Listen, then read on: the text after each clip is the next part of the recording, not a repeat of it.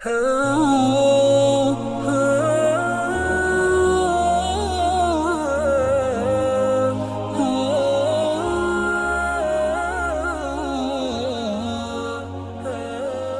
الانبیاء دوسرا حصہ، شیطان کی دشمنی۔ جب آدم علیہ السلام کو پیدا کر دیا گیا تو اللہ تعالیٰ نے ان کی پشت پر ہاتھ پھیرا۔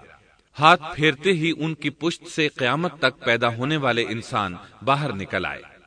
آدم کی تمام اولاد ان کے سامنے ظاہر ہو گئی، اور یہ بات نہایت وضاحت اور صراحت کے ساتھ قرآن مجید اور احادیث مبارکہ میں موجود ہے۔ مسلم بن یسار رحمت اللہ علیہ بیان کرتے ہیں کہ سیدنا عمر بن خطاب رضی اللہ عنہ سے کسی نے اس آیت کریمہ کے بارے میں پوچھا، وَإِذْ أَخَذَ رَبُّكَ مِن بَنِي آدَمَ مِن ظُهُورِهِمْ ذُرِّيَّتَهُمْ وَأَشْهَدَهُمْ عَلَىٰ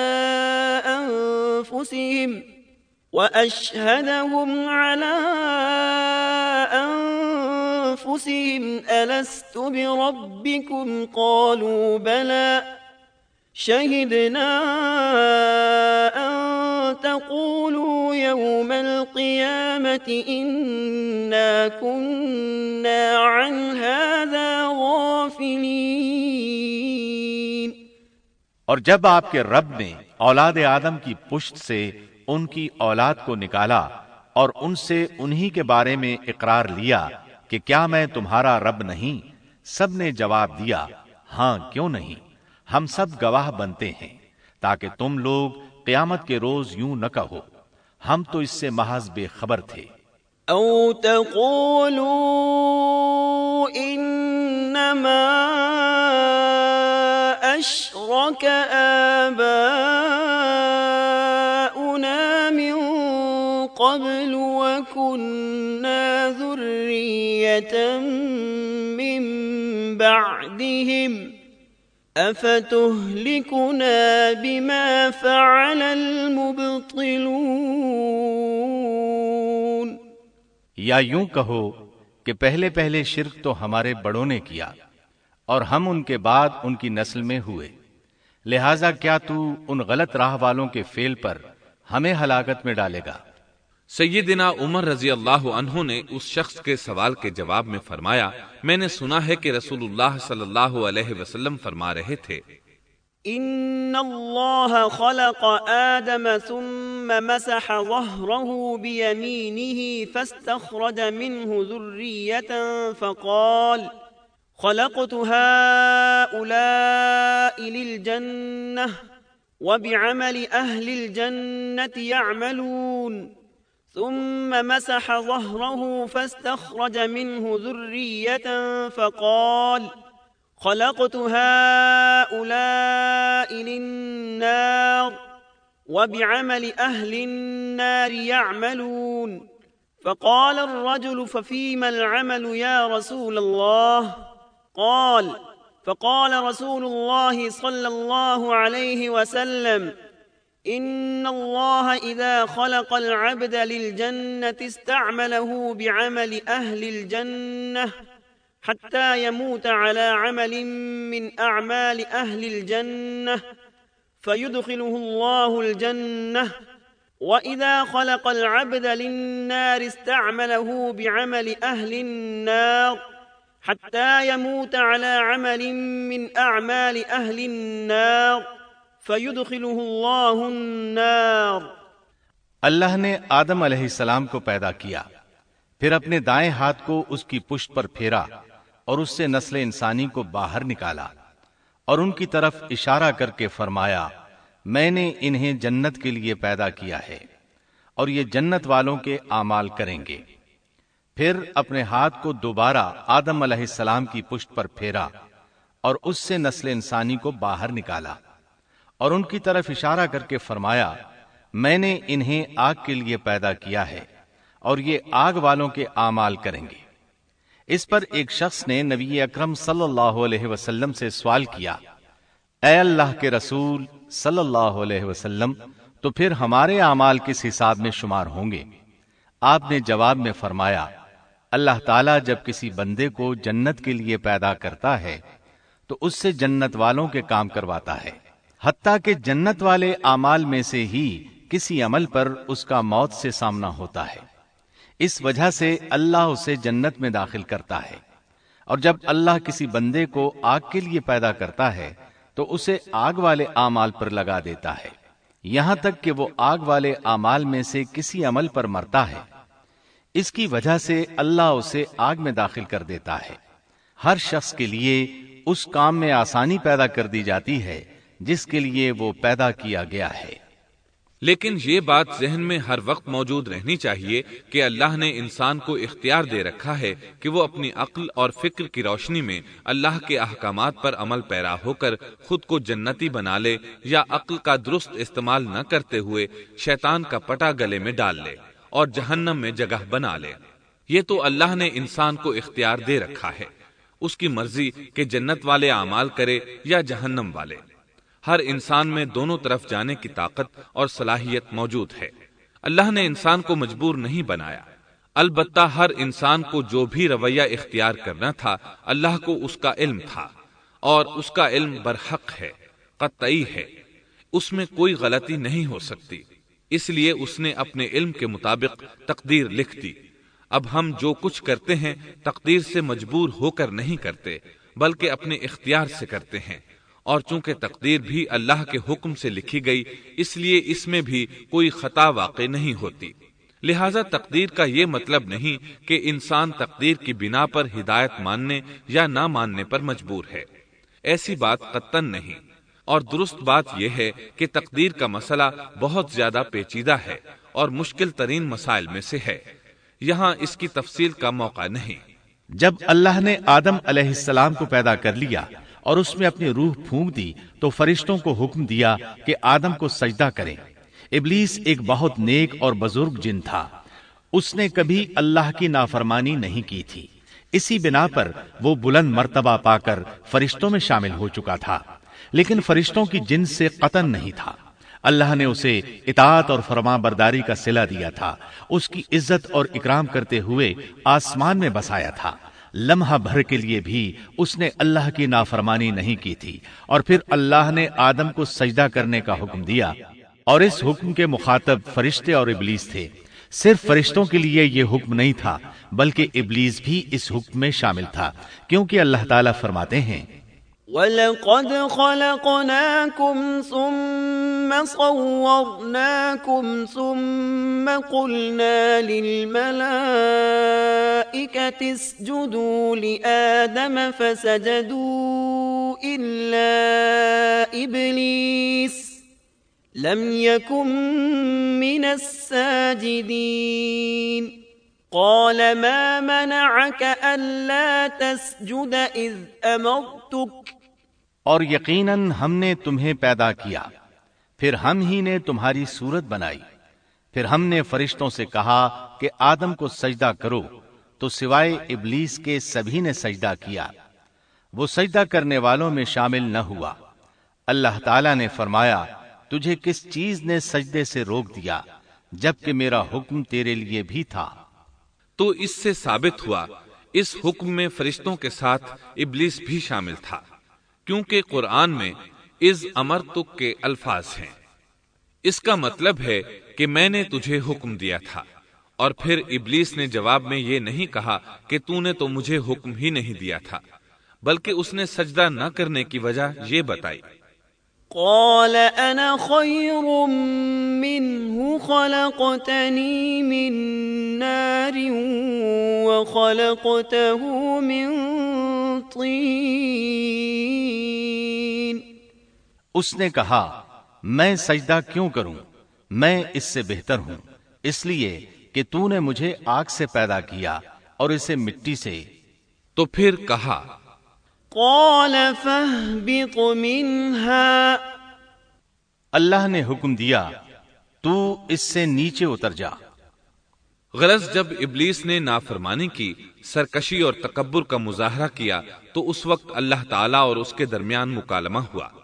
اللہ نے اس کی سرکشی دیکھ کر اسے سزا دیتے ہوئے فرمایا، قال فاهبط منها فما يكون لك أن تتكبر فيها فاخرج إنك من الصاغرين قال أنظرني إلى يوم يبعثون قال إنك من المنظرين قال فبما أغويتني لأقعدن لهم صراطك المستقيم ثم لآتينهم من بين أيديهم ومن خلفهم وعن أيمانهم وعن شمائلهم ولا تجد أكثرهم شاكرين۔ اس جنت سے اتر جا، تجھے کوئی حق حاصل نہیں کہ تو اس جنت میں رہ کر تکبر کرے۔ ابلیس نے جواب میں کہا، مجھے قیامت کے دن تک مہلت دے دیجئے، یعنی اتنی لمبی عمر دے دیجئے کہ میں قیامت تک زندہ رہوں، موت نہ آئے۔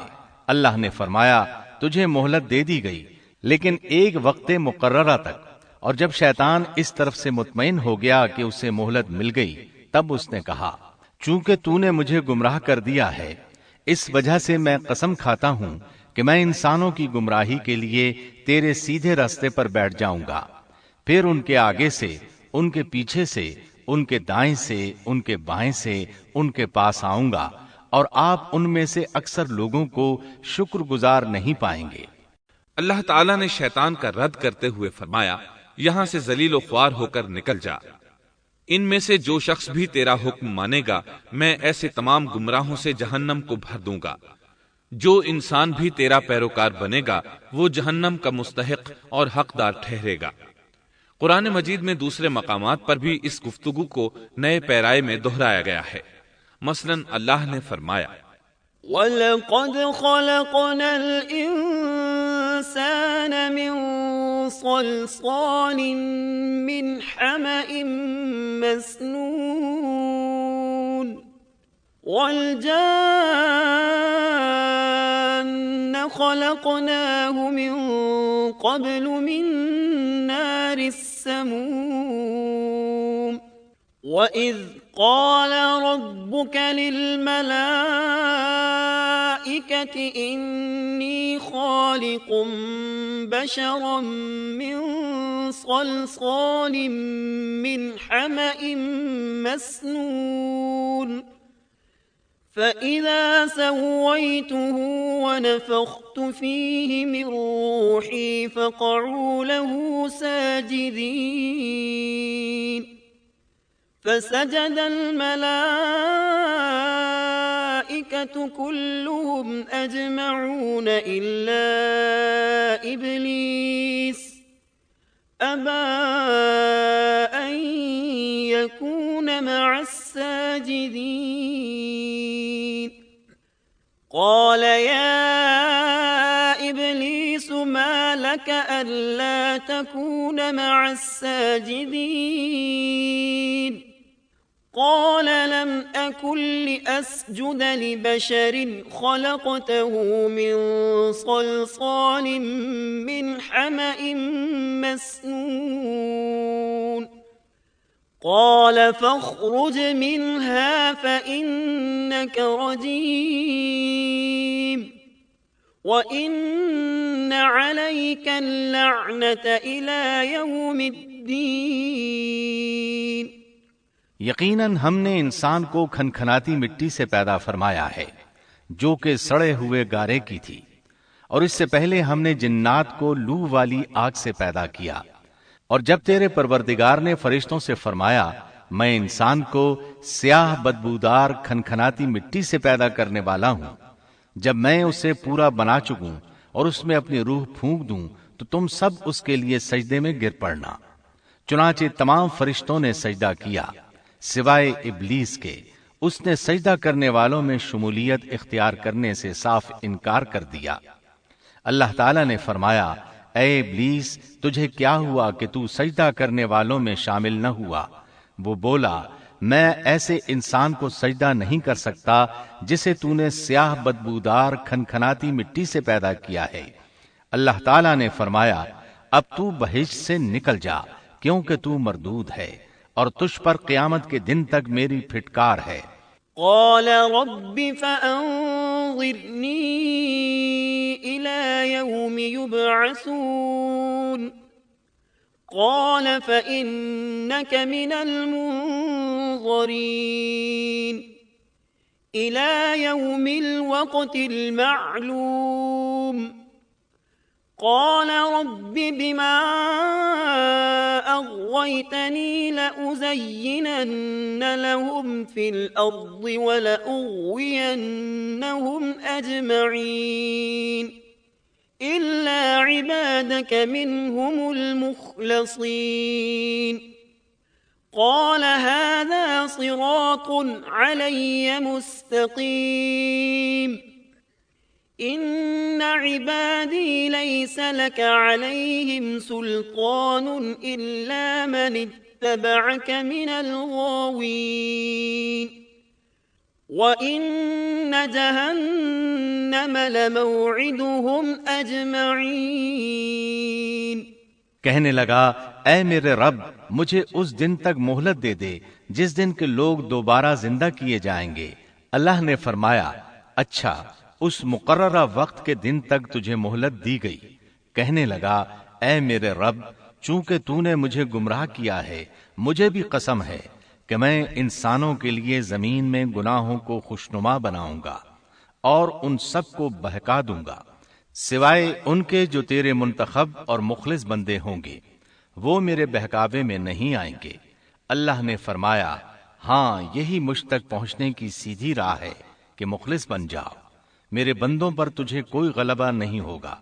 البتہ جو گمراہ لوگ تیری پیروی کریں گے یقیناً ان کے وعدے کی جگہ جہنم ہے۔ ایک اور مقام پر اللہ تعالیٰ فرماتے ہیں وَإِذْ قُلْنَا لِلْمَلَائِكَةِ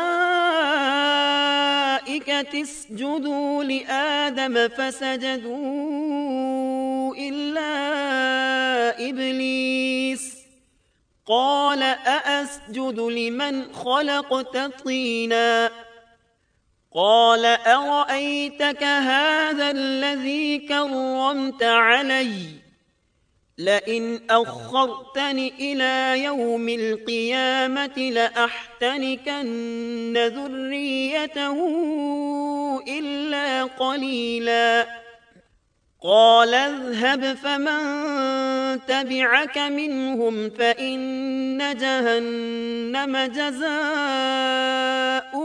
جزاء موفورا۔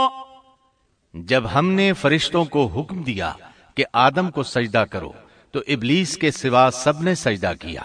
اس نے کہا کیا میں اسے سجدہ کروں جسے تو نے مٹی سے پیدا کیا ہے؟ اچھا دیکھ لے اسے تو نے مجھ پر فضیلت دی ہے، اگر مجھے بھی تو نے قیامت تک ڈھیل دی تو میں سوائے چند لوگوں کے اس کی اولاد کو گمراہ کروں گا۔ اس پر اللہ نے فرمایا جا ان میں سے جو بھی تیرا فرمانبردار ہو جائے گا تو تم سب کی سزا جہنم ہے جو پورا پورا بدلہ ہے۔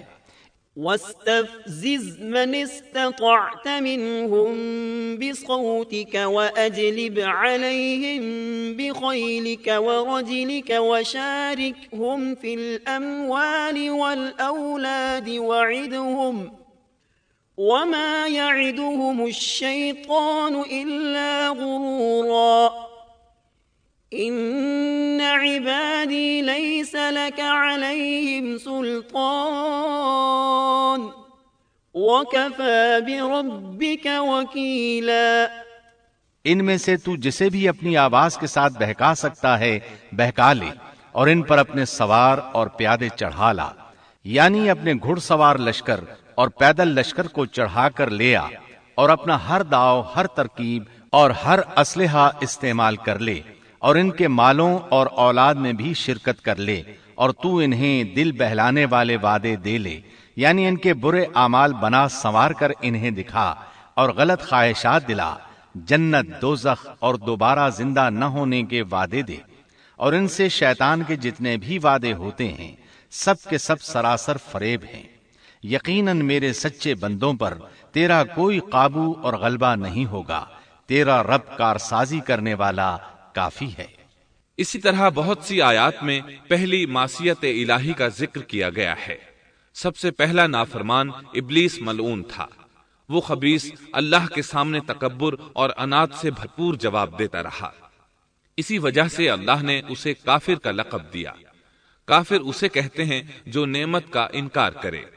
اللہ نے اس پر اتنا فضل و کرم اور انعام و احسان کیا کہ بلند ترین مرتبے تک پہنچا دیا، لیکن اس نے اللہ کی اس نعمت کی قدر نہ کی، پرواہ نہ کی اور کفر کا راستہ اختیار کیا۔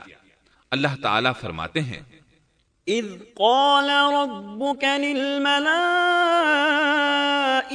انی خالق بشرا من طین فإذا سويته ونفخت فيه من روحي فقعوا له ساجدين فسجد الملائكة كلهم أجمعون إلا إبليس استكبر وكان من الكافرين۔ جبکہ آپ کے رب نے فرشتوں سے فرمایا کہ میں مٹی سے ایک انسان کو پیدا کرنے والا ہوں، سو جب میں اسے ٹھیک ٹھاک کر لوں اور اس میں اپنی روح پھونک دوں تو تم سب اس کے سامنے سجدے میں گر پڑنا۔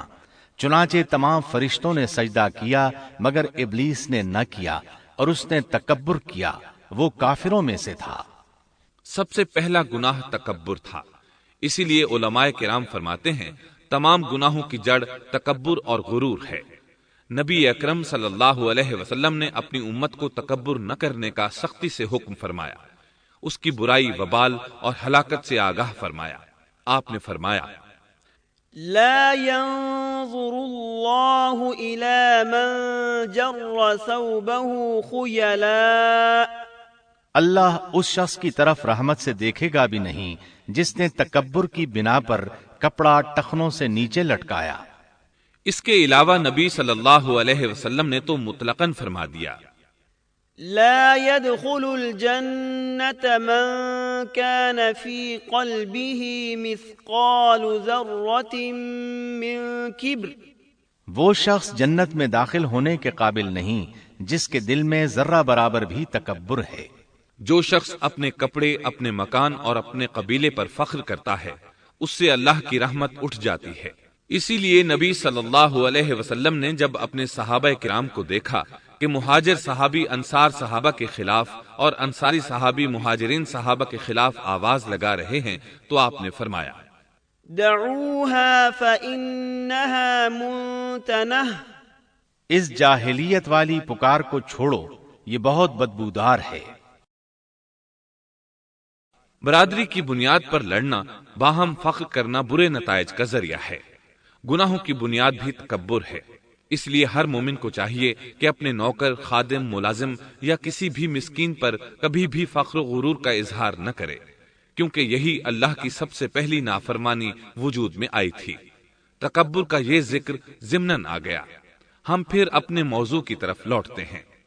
اللہ نے آدم علیہ السلام کو پیدا کیا اور انہیں عالم بنا کر ہی تخلیق کیا، یعنی جب وہ پیدا ہوئے تو جاہل نہیں تھے۔ اللہ نے آدم علیہ السلام کو فرشتوں سے بھی بڑا عالم بنا کر پیدا فرمایا۔ بے شمار احادیث میں آدم علیہ السلام کی ابتدا اور ان کے علم کا ذکر موجود ہے۔ جب اللہ نے آدم میں مکمل روح ڈال دی اور وہ اپنے پاؤں پر کھڑے ہو گئے تو اللہ نے انہیں حکم دیا، جاؤ فرشتوں کی جماعت کو السلام علیکم کہو۔ آدم اور فرشتوں کی زبان عربی تھی، یہی زبان اہل جنت کی ہے۔ آدم گئے، جا کر سلام کہا، انہوں نے جواب میں کہا وعلیکم السلام ورحمت اللہ، یعنی تجھ پر اللہ کی سلامتی اور رحمت ہو۔ اللہ نے فرمایا یہ تیرا اور تیری اولاد کا آپس میں ایک دوسرے کو تحفہ اور ہدیہ ہے۔ اللہ نے آدم علیہ السلام کو ابتدا ہی میں تمام نام سکھا دیے۔ مفسرین نے ان ناموں کے بارے میں بہت بحثیں ذکر کی ہیں۔ مضبوط موقف سیدنا عبداللہ بن عباس رضی اللہ عنہما کا ہے کہ اللہ نے آدم علیہ السلام کو ہر چیز کا نام سکھا دیا تھا، مثلا یہ پہاڑ ہے، یہ سمندر ہے، یہ پرندہ ہے، یہ درخت ہے وغیرہ۔ وہ آسمان اور زمین کی ہر چیز کا نام جانتے تھے۔ یہ علم کیسا تھا، انسان نے کس طرح ہر چیز کا نام پہچان لیا۔ یقیناً اللہ انسان میں یہ طاقت پیدا کر سکتا ہے کہ وہ ہر علم کا احاطہ کر سکے۔ اللہ نے آدم علیہ السلام کو ہر چیز کا نام اور اس کی صنعت اور کام بھی معلوم کرا دیا۔ آگ، لوہے، لکڑی، غرض ہر چیز کا نام اور استعمال ذہن میں ڈال دیا۔ وہ کس قدر عظیم علم سے بہرہ ہوئے، سبحان اللہ۔ بہرحال اللہ نے آدم علیہ السلام کو صرف شکل و صورت اور تخلیق ہی میں بلند مرتبہ عطا نہیں کیا تھا، بلکہ عقل و علم کے لحاظ سے بھی بلند درجے اور مقام پر فائز کیا تھا، جیسا کہ اللہ تعالیٰ فرماتے ہیں وَعَلَّمَ آدَمَ الْأَسْمَاءَ كُلَّهَا ثُمَّ عَرَضَهُمْ عَلَى الْمَلَائِكَةِ۔ اللہ نے آدم علیہ السلام کو ہر چیز کا نام سکھا دیا، پھر ان چیزوں کو فرشتوں پر پیش کیا اور فرمایا انبئونی بأسماء هؤلاء إن كنتم صادقین۔ مجھے ان چیزوں کے نام بتاؤ اگر تم سچے ہو۔ مطلب یہ کہ تم اپنے دعوے میں کہاں تک سچے ہو؟ جب آدم کی تخلیق ہوئی تو تم نے کہا تھا اللہ جو چاہے پیدا کر لے، قسم ہے وہ ہم سے زیادہ معزز اور عالم نہیں ہوگا۔ اس دعوے میں اگر تم سچے ہو تو ذرا ان اشیاء کے نام تو بتاؤ۔ اللہ تعالیٰ نے آدم علیہ السلام کا زیادہ معزز ہونا، مکرم ہونا اور علم و معرفت والا ہونا واضح کرنے کے لیے فرشتوں کو حکم دیا کہ آدم علیہ السلام کو سجدہ کریں۔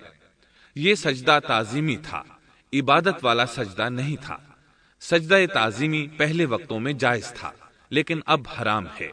اسی لیے تو یعقوب علیہ السلام، ان کی بیوی اور 11 بیٹوں نے یوسف علیہ السلام کو سجدہ کیا تھا۔ بہرحال فرشتوں نے آدم علیہ السلام کو سجدہ کیا۔ اس سے معلوم ہو جاتا ہے کہ کون زیادہ عزت اور عظمت والا ہے۔ یقیناً آدم علیہ السلام زیادہ شرف اور منزلت کے حقدار ٹھہرے۔ جب اللہ تعالیٰ نے ان کی عزت، تکریم اور تعظیم ثابت فرما دی، تب علم و معرفت میں ان کی برتری ثابت کرنے کے لیے فرمایا اگر تم اپنے قول میں سچے ہو تو ان چیزوں کے نام بتاؤ۔ تب فرشتوں نے کہا قالوا سبحانك لا علم لنا إلا ما علمتنا إنك أنت العليم الحكيم۔ قال يا آدم أنبئهم بأسمائهم فلما أنبأهم بأسمائهم قال ألم أقل لكم إني أعلم غيب السماوات والأرض وأعلم ما تبدون وما كنتم تكتمون۔ فرشتے کہنے لگے اے اللہ تو پاک ہے، ہمیں تو صرف اتنا ہی علم ہے جتنا تو نے ہمیں سکھا رکھا ہے، مکمل حکمت و علم والا تو ہی ہے۔ اللہ تعالیٰ نے آدم علیہ السلام سے فرمایا اے آدم تم ان فرشتوں کو ان چیزوں کے نام بتاؤ۔ آدم ہر چیز کا نام بتانے لگے، کسی جگہ بھی انہوں نے غلطی نہیں کی۔ جب انہوں نے فرشتوں کو تمام چیزوں کے نام بتا دیے تو اللہ تعالیٰ نے فرشتوں کو مخاطب کر کے کہا کیا میں نے تمہیں پہلے ہی نہیں کہہ دیا تھا کہ زمین اور آسمان کا غیب میں ہی جانتا ہوں، اور میرے علم میں ہے جو تم ظاہر کر رہے ہو اور جو چھپا رہے ہو۔ یہاں ذہن میں سوال ابھرتا ہے کہ فرشتے کیا چھپا رہے تھے؟ وہ راز والی بات یہی تھی کہ اللہ ہم سے زیادہ معزز اور عالم مخلوق پیدا نہیں کرے گا۔ واضح رہے ہم آپ کو صرف واقعات ہی نہیں سنا رہے، صرف سیرت اور تاریخ ہی بیان نہیں کر رہے، بلکہ قرآن بھی پڑھ پڑھ کر سنا رہے ہیں۔ اور قرآن کو اس وقت تک سمجھنا محال ہے جب تک کہ ان واقعات کی تفصیل موجود نہ ہو۔ خیر، اس کے بعد اللہ تعالیٰ نے اما حوا کو پیدا فرمایا۔ انہیں آدم علیہ السلام کے فوراً بعد پیدا نہیں فرمایا، بلکہ آدم علیہ السلام نے کافی عرصہ جنت میں تنہا بسر کیا، اور حدیث میں ہے کہ وہ وحشت محسوس کرتے تھے، تنہائی کو شدت سے محسوس کرنے لگے تھے۔ آخر کار ایک روز جب وہ سو رہے تھے تو اللہ تعالیٰ نے ان کی بائیں پسلی سے اما حوا علیہ السلام کو پیدا فرمایا اور آدم علیہ السلام کا ہم سفر بنا دیا۔ اللہ فرماتے ہیں، يا أيها الناس اتقوا ربكم الذي خلقكم من نفس واحدة وخلق منها زوجها۔ اے لوگو، اپنے اس پروردگار سے ڈر جاؤ جس نے تم سب کو ایک ہی جان سے پیدا کر ڈالا، اور اس جان یعنی آدم علیہ السلام سے ان کی بیوی کو پیدا کیا۔ آدم علیہ السلام کے وجود ہی سے حوا کا وجود بنایا گیا، وہ کوئی الگ مخلوق نہیں تھی۔ جب آدم علیہ السلام بیدار ہوئے تو انہوں نے اپنے قریب ایک عورت کو بیٹھے دیکھا، پوچھنے لگے، تم کون ہو؟ حوا علیہ السلام نے کہا، عورت۔ آدم علیہ السلام نے پھر پوچھا، تجھے کس لیے پیدا کیا گیا ہے؟ وہ بولی، آپ کے لیے، تاکہ آپ مجھ سے سکون اور انس حاصل کریں۔ جب فرشتوں نے آدم علیہ السلام کو ایک عورت سے باتیں کرتے دیکھا تو کہنے لگے، اب ایک اور نئی مخلوق پیدا کی گئی ہے۔ آدم علیہ السلام نے ان مخلوقات کا نام تو بتا دیا تھا جو مشہور و معروف تھیں، ان کا نام پوچھنا چاہیے۔ انہوں نے آدم علیہ السلام سے سوال کیا، انہوں نے فوراً جواب دیا، حوا، اس لیے کہ اللہ نے تو آپ کو ہر چیز کا نام سکھا دیا تھا۔ فرشتوں نے کہا، ان کا نام حوا کیوں رکھا گیا ہے؟ آدم علیہ السلام نے جواب دیا، اس لیے کہ اسے ایک زندہ چیز سے پیدا کیا گیا ہے، حیات کی نسبت سے حوا نام رکھا گیا۔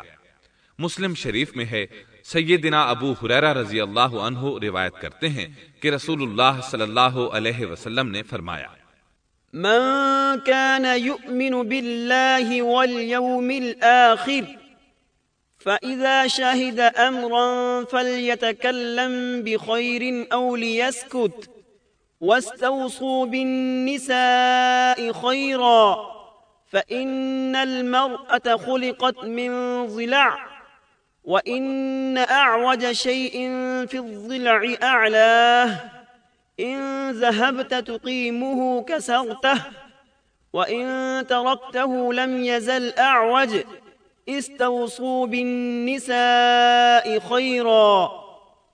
جو شخص اللہ اور آخرت کے دن پر ایمان رکھتا ہے، جب وہ کسی معاملے کے لیے حاضر ہو تو بھلائی والی بات کرے یا خاموش رہے، اور عورتوں کے بارے میں بھلائی کی وصیت حاصل کر لو، یعنی ان کے ساتھ اچھا سلوک کرو، کیونکہ عورت پسلی سے پیدا کی گئی ہے، اور پسلی میں زیادہ ٹیڑھا حصہ اوپر والا حصہ ہوتا ہے۔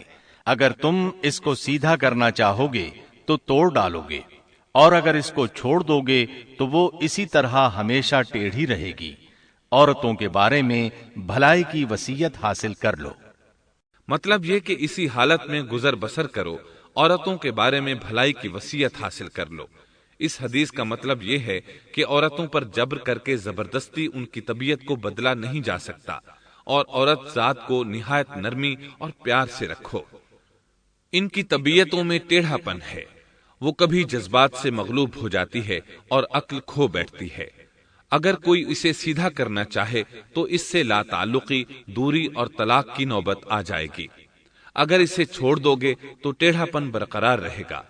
مرد کو بہت حوصلے سے اس صورتحال کو سنبھالنا چاہیے۔ احادیث میں سیدنا ابراہیم علیہ السلام کی زوجہ سیدہ سارہ علیہ السلام کا قصہ موجود ہے۔ وہ حوا علیہ السلام کے بعد کائنات کی سب سے زیادہ خوبصورت عورت تھی۔ احادیث سے یہ اشارہ ملتا ہے کہ حوا علیہ السلام ابتدائے انسانیت سے لے کر قیامت تک پیدا ہونے والی تمام عورتوں میں خوبصورت تھیں۔ اب ابلیس لگا اپنے وسوسے شروع کرنے۔ آدم اور حوا علیہ السلام دونوں اللہ کے حکم سے جنت میں تھے کہ شیطان نے انہیں پھسلانے کی کوشش شروع کر دی۔ اللہ تعالیٰ فرماتے ہیں، وَقُلْنَا يَا آدَمُ اسْكُنْ أَنْتَ وزوجك الجنة وكلا منها رغدا حيث شئتما اور ہم نے کہہ دیا اے آدم تم اور تمہاری بیوی جنت میں رہو اور جہاں سے چاہو با فراغت کھاؤ۔ جنت بھی کیسی، اللہ فرماتے ہیں وَجَنَّةٍ عَرْضُهَا السَّمَاوَاتُ وَالْأَرْضُ، وہ جنت کہ جس کی چوڑائی ہی آسمانوں اور زمین کے برابر ہے۔ سو اس جنت میں سے جو چاہو سو کھاؤ، کچھ بھی منع نہیں سوائے ایک درخت کے، چنانچہ ارشاد ہوا وَقُلْنَا يَا آدَمُ اسْكُنْ أَنْتَ وَزَوْجُكَ الْجَنَّةَ وَكُلَا مِنْهَا رَغَدًا حَيْثُ شِئْتُمَا وَلَا تَقْرَبَا هَذِهِ الشَّجَرَةَ فَتَكُونَا مِنَ الظَّالِمِينَ۔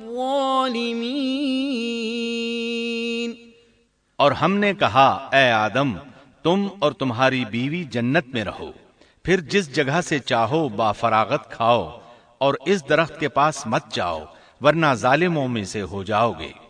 ایک اور جگہ فرمایا وَإِذْ قُلْنَا لِلْمَلَائِكَةِ اسْجُدُوا لِآدَمَ فَسَجَدُوا إِلَّا إِبْلِيسَ أَبَى فَقُلْنَا يَا آدَمُ إِنَّ هَذَا عَدُوٌّ لَكَ وَلِزَوْجِكَ فَلَا يُخْرِجَنَّكُمَا مِنَ الْجَنَّةِ فَتَشْقَى إِنَّ لَكَ أَلَّا تَجُوعَ فِيهَا وَلَا تَعْرَى وَأَنَّكَ لَا تَظْمَأُ فِيهَا وَلَا تَضْحَى۔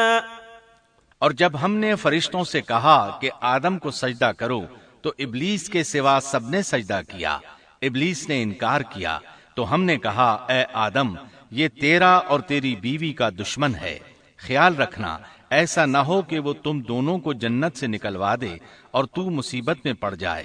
یہاں تو تجھے آرام ہے، نہ تو بھوکا ہے اور نہ ننگا، اور نہ تو یہاں پیاسا ہوتا ہے، نہ دھوپ سے تکلیف اٹھاتا ہے۔ گویا اللہ نے سیدنا آدم علیہ السلام کو وسوسے سے پہلے ہی خبردار کر دیا تھا۔ ان آیات سے یہ بھی پتا چلا کہ انسان سے ابلیس کی عداوت اور دشمنی ابتدا ہی سے چلی آ رہی ہے، اور یہ بھی ثابت ہوا کہ جو لوگ کہتے ہیں کہ انسان ابتدا میں ننگا تھا ان کا قول صحیح نہیں، اس لیے کہ اللہ تعالیٰ نے جنت میں بھی آدم علیہ السلام پر لباس رکھا اور زمین میں بھی لباس نازل کر دیا، جیسا کہ اللہ تعالیٰ فرماتے ہیں يا بني آدم قد أنزلنا عليكم لباسا يواري سوآتكم وريشا ولباس التقوى ذلك خير۔ اے آدم کی اولاد ہم نے تم پر لباس کو نازل کیا جو تمہاری شرمگاہوں کو چھپاتا ہے اور زینت کا سبب بھی ہے، اور تقوی کا لباس اس سے بھی بہتر ہے۔ لہذا آدم ابتدا میں ننگے نہیں تھے، انہیں تو ننگے پن کا علم ہی نہیں تھا، نہ ہی ان کی بیوی کو برہنہ ہونے کا علم تھا۔ اللہ نے آدم علیہ السلام کو کامل نعمتوں سے نوازا، بھوک نہ پیاس، یہاں تک کہ پیاس کے اسباب سے بھی محفوظ، نہ گرمی اور نہ دھوپ، پھر بے انتہا حسن و جمال، مشقت نہ تکلیف، بدبختی نہ بدقسمتی۔ آدم اور حوا علیہ السلام کے دلوں میں وسوسہ ڈالنے کے بارے میں بھی قرآن نے روشنی ڈالی ہے۔ فوسوس لهما الشیطان، پھر شیطان نے ان دونوں کے دلوں میں وسوسہ ڈالا۔ یہ وسوسہ اس نے ان دونوں کو طمع دلانے کی صورت میں پورا کیا، اور یہ طمع دلائی کہ اس درخت کو کھانے سے ہمیشگی اور بقا ملتی ہے اور کبھی نہ ختم ہونے والی بادشاہت حاصل ہوتی ہے، اور اس وسوسے کا مقصد یہ تھا لِيُبْدِيَ لَهُمَا مَا وُورِيَ عَنْهُمَا مِنْ سَوْآتِهِمَا، تاکہ ان کا پردہ بدن جو ایک دوسرے سے پوشیدہ تھا دونوں کے روبرو بے پردہ کر دے۔ ان کی شرمگاہوں کو ننگا کرنے کے لیے اس نے ایسا کیا۔ وہ دونوں کپڑے میں ملبوس تھے، ستر ڈھانپ رکھا تھا۔ جب انہوں نے اس درخت سے کھایا تو لباس نیچے گر گیا، دونوں برہنہ ہو گئے۔ یہی شیطان چاہتا تھا کہ انہیں برہنہ کر دے، اللہ کی نافرمانی پر اکسائے۔ ارشاد ہوتا ہے، فوسوس إليه الشيطان قال يا آدم هل أدلك على شجرة الخلد وملك لا يبلى۔ شیطان نے انہیں وسوسہ ڈالا، کہنے لگا اے آدم کیا میں تجھے دائمی زندگی کا درخت اور وہ بادشاہت نہ بتلا دوں جو کبھی پرانی نہ ہو؟ جب تم اس درخت سے کھاؤ گے تو ہمیشہ زندہ رہنے والے بن جاؤ گے اور زبردست بادشاہت حاصل کر لو گے۔ اس نے یہ تمنا بھی دلائی۔ وقال ما نهاكما ربكما عن هذه الشجرة إلا أن تكونا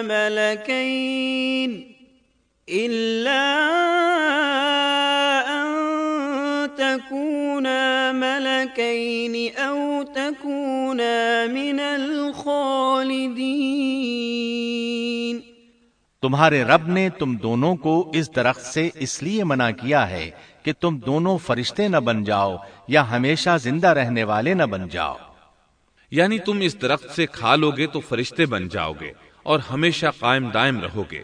پھر وہ وسوسہ ڈالتے ہوئے جھوٹی قسمیں کھانے لگا، جیسا کہ ارشاد ہوتا ہے، وَقَاسَمَهُمَا إِنِّي لَكُمَا لَمِنَ النَّاصِحِينَ۔ اور ان دونوں کے روبرو قسمیں کھانے لگا کہ یقین آ جائے میں آپ کا خیر خواہ ہوں۔ اللہ کی قسم کھانے لگا، اور اس وقت سے جھوٹی قسموں کی ابتدا ہوئی۔ اس نے ان دونوں کو فریب دے کر بہکا لیا، جیسا کہ فرمایا فَدَلَّاهُمَا بِغُرُورٍ، یعنی دھوکے سے انہیں پھسلایا، حالانکہ انہیں کسی چیز کی کمی نہیں تھی۔ بھلا وہاں کیا محتاجی ہو سکتی تھی؟ جنت میں سکون سے زندگی بسر کر رہے تھے، جنت سے بڑھ کر کیا چاہیے؟ ہمیشہ کے لیے جنت مل چکی تھی۔ اللہ تعالیٰ فرماتے ہیں، فَلَمَّا ذَاقَا الشَّجَرَةَ بَدَتْ لَهُمَا سَوْآتُهُمَا وَطَفِقَا يَخْصِفَانِ عَلَيْهِمَا مِنْ وَرَقِ الْجَنَّةِ۔ ان دونوں نے جب درخت کو چکھا، دونوں کا پردہ بدن ایک دوسرے کے روبرو کھل گیا، دونوں اپنے بدنوں پر درختوں کے پتے جوڑ جوڑ کر رکھنے لگے۔ کپڑے اترنے پر دونوں کو حیا آئی، اس لیے کہ انسان کی فطرت میں برہنہ ہونے کی ناپسندیدگی شامل ہے۔ برہنہ ہو گئے تو کوئی لباس نہیں تھا، اس لیے درختوں کے پتے جوڑ کر جسم ڈھانپنے لگے۔ حدیث میں آیا ہے، آدم بھاگنے لگے تو اللہ نے پکارا، آدم مجھ سے بھاگتے ہو؟ آدم بولے، اللہ میں شرم کی بنا پر بھاگ رہا ہوں، اور اس وجہ سے کہ تیرے سامنے برہنہ کیسے رہوں، پھر یہ کہ نافرمانی کا ارتکاب بھی کر چکا ہوں۔ یہاں ایک سوال پیدا ہوتا ہے، دونوں میں سے پہلے کھانے والا کون تھا؟ اس بارے میں راجح قول یہ ہے کہ وہ حوا علیہ السلام تھی۔ انہی نے آدم علیہ السلام کو طمع دلاتے ہوئے اس غلطی پر آمادہ کیا تھا، جیسا کہ بخاری شریف میں نبی اکرم صلی اللہ علیہ وسلم نے فرمایا، لولا حواء لم تخن انثى زوجها۔ اگر حوا نہ ہوتی تو کوئی عورت اپنے خاوند سے خیانت نہ کرتی۔ حوا علیہ السلام نے انہیں غلطی میں مبتلا کیا تھا۔ اگر حوا علیہ السلام نہ ہوتی تو آدم بھی خیانت میں مبتلا نہ ہوتے اور نہ معصیت میں مبتلا ہوتے۔ تب اللہ نے انہیں پکارا، وَنَادَاهُمَا رَبُّهُمَا أَلَمْ أَنْهَكُمَا أَنْ تلكما الشجرة وأقل لكما إن الشيطان لكما عدو مبين۔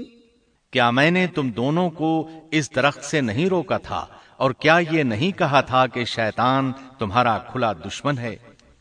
اب توجہ طلب بات یہ ہے کہ اس موقع پر دونوں نے کیا طرز عمل اختیار کیا۔ کیا وہ دونوں اپنی معصیت پر بضد رہے اور تکبر کرنے لگے، جیسا کہ ابلیس نے سجدہ کرنے سے انکار کیا تھا اور پھر لگا تھا اپنی معصیت پر اصرار کرنے، یا ان دونوں نے توبہ کر لی؟ جی ہاں، دونوں نے توبہ کر لی، جیسا کہ قرآن مجید میں آتا ہے، قالا ربنا ظلمنا أنفسنا وإن لم تغفر لنا وترحمنا لنكونن من الخاسرين۔ دونوں نے کہا، اے ہمارے رب، ہم نے اپنا بڑا نقصان کیا، اور اگر تو ہماری مغفرت نہ کرے گا اور ہم پر رحم نہ کرے گا تو واقعی ہم خسارہ پانے والوں میں سے ہو جائیں گے۔ اس قصے میں ایک سوال یہ ذہن میں پیدا ہوتا ہے کہ جب سیدنا آدم علیہ السلام کو ابلیس نے سجدہ نہ کیا تو اللہ تعالیٰ نے اسے مردود بنا کر جنت سے نکال دیا، پھر وہ سیدنا آدم علیہ السلام کو اس درخت کے قریب کس طرح لے گیا جبکہ وہ جنت سے باہر ہو چکا تھا؟ قرآن کریم میں اس بارے میں یہ الفاظ آئے ہیں، پھر شیطان نے ان کے دلوں میں وسوسہ ڈالا۔ یہ وسوسہ اس نے کیسے ڈالا جبکہ وہ جنت سے نکالا جا چکا تھا؟ مفسرین نے اس کے جواب میں لکھا ہے کہ اس نے جنت سے باہر رہ کر یہ وسوسہ ڈالا تھا، جیسے آج کل تار اور بغیر تار کے آواز کو دور دراز علاقوں تک پہنچایا جا سکتا ہے، ایسے ہی شیطان نے اپنی طاقت سے یہ وسوسہ ان کے دلوں تک پہنچایا۔ لگے ہاتھوں ابلیس کی حقیقت بھی سن لیں۔ ابلیس کے لفظی معنی انتہائی مایوس کے ہیں۔ یہ راندہ درگاہ ہونے کے بعد ہمیشہ ہمیشہ کے لیے اللہ کی رحمت سے مایوس ہو گیا تھا، اس لیے اسے یہ لقب ملا، ورنہ روایات کی روح سے اس کا اصل نام عزازیل تھا۔ پہلے یہ جنات میں سے تھا، اپنے رب تعالی کی اطاعت سے نکل کر ابلیس ہوا۔ اس کا علم ناقص تھا، مزاج ناپاک تھا، وہ غرور اور تکبر میں مبتلا ہو گیا تھا۔ یہاں یہ بات بھی ذہن نشین کر لیں کہ انبیاء خطا اور گناہ سے پاک ہوتے ہیں، ان پر اللہ تعالی کی مستقل حفاظت اور نگرانی قائم رہتی ہے۔ اگرچہ انبیاء بھی انسان ہوتے ہیں اور تمام انسانی تقاضے انہیں لاحق ہوتے ہیں، لیکن ان کے عمل اور ارادے میں کسی قسم کی بدی اور شر کا عمل دخل قطعاً نہیں ہوتا۔